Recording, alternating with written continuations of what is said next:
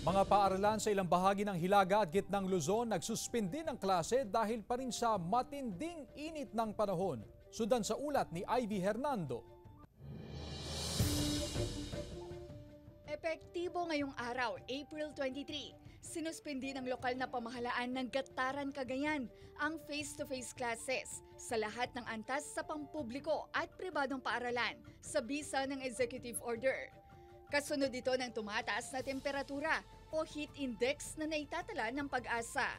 Sa Tuguegarao City, umabot ng 43 degrees Celsius ang heat index na maituturing nasa klasifikasyon ng danger. Meron kasi mga concerned barangay official mo, ma'am, na nag-letter po sa amin with regards po sa mga estudyante.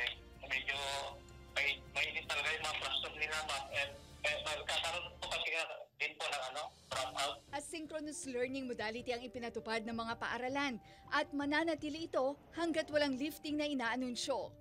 Samantala, bumaba na rin ang level ng tubig sa Kailugan, dulot na matinding init ng panahon. Karamihan po na mga ilog natin, mga tributary rivers natin, halos wala ng tubig. Suspendido din ang face-to-face classes sa lahat ng antas sa pribado at pampublikong paaralan ngayong araw sa Alcala, Cagayan, Pampanga at Angeles City. Wala ring klase at operasyon ngayong araw ang St. John Nepomucene Parochial School ng Cabiao Nueva Ecija dahil sa power interruption. Ngunit balik klase bukas, April 24. Kanselado din ngayong araw ang face-to-face classes sa public schools mula preschool to senior high school sa Dagupan City dahil sa init ng panahon. Ivy Hernando, One North Central Luzon.